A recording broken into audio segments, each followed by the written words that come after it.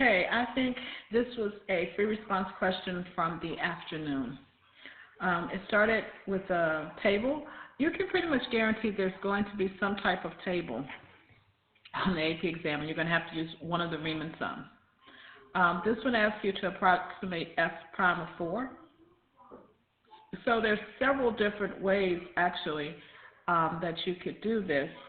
I think they did it from 5 to 3. I'm sorry, there's only one way because I was looking at this for you. There's only one way that you could do it. So you have to use the difference quotient. So you have -2 minus 4 over 5 minus 3, which is -6 over 2. So -3. And that was worth 1 point. For B, they wanted you to evaluate this integral. And to do that, you'd have to use the fundamental theorem of calculus. So the first thing we can break this up to 2 to the 13 of 3 minus 5 times the integral of f prime of x from 2 to 13. Well, of course, from 2 to 13 of this, that's simple. That is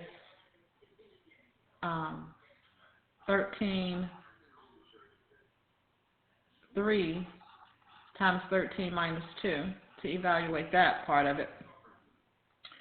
For this part, what we have to remember is that the derivative of the integral of the derivative is f of x.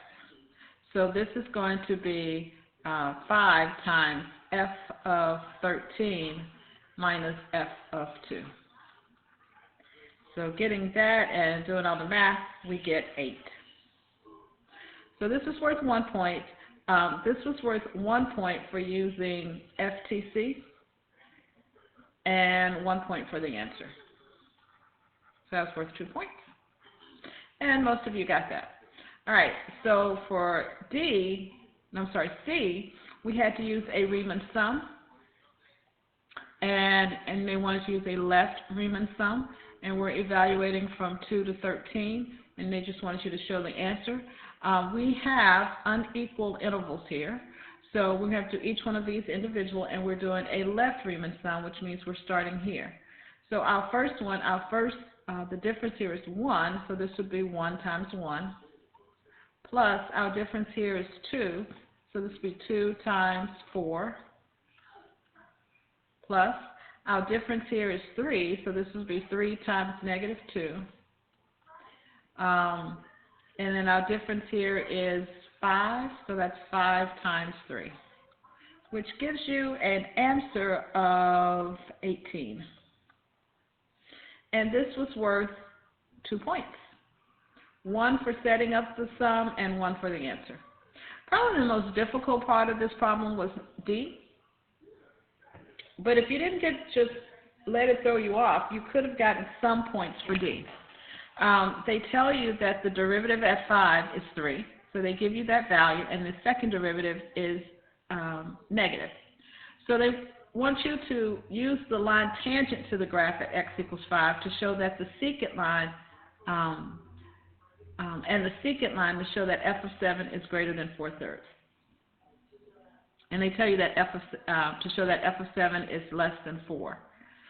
Okay, so to show that f of 7 is less than 4, what we can do is they tell us to use the tangent line. So remember, the tangent line is y minus y1 equals m times x minus x1. Do we have enough to use the tangent line? Well, we're trying to write the tangent line at 5.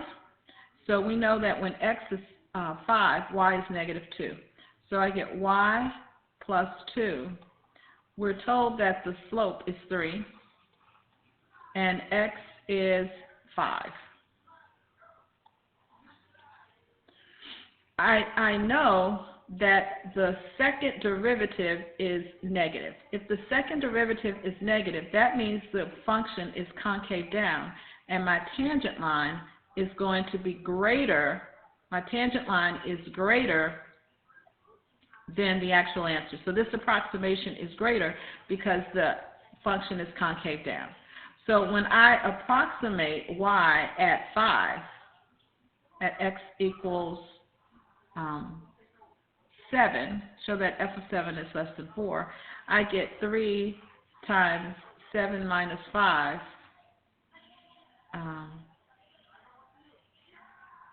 minus 2, which gives me 6 minus 2, which is 4.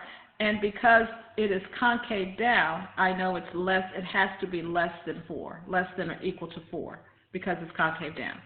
So, where did you get your points from? You got 1 point for finding the tangent line.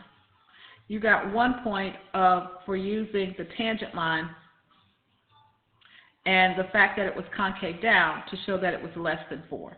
So that's where 2 of the points came from. The second point is use the secant line to show that f of 7 is greater than or equal to 4/3. Well, we know our curve is concave down, so our secant line from, where are we going, 5 to 8 would look something like this.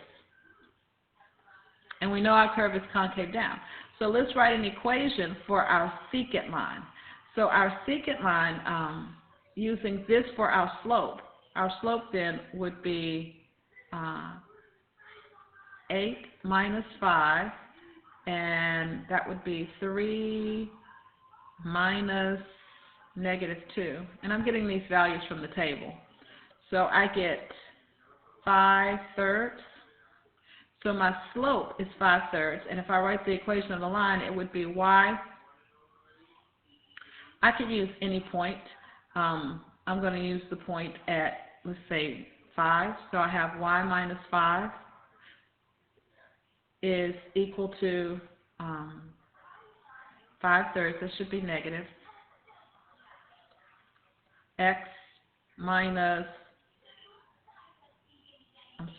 this should be 5, and this should be 2. Okay? So we then estimate this at 7. So let me write that again. Y plus 2 is equal to negative 5/3 x minus 5. I got my x and my y confused. So if I estimate this at 7, I get y is equal to negative 5/3. 7 minus 5 is 2 minus 2. And we can see from this that since this is a negative number, that our f of 7, the actual value of 7, has to be greater than 4/3. So we would again show this by finding the secant line and knowing that it's concave down. So that's how you got the 2 points for that, and that was worth 4 points. Okay?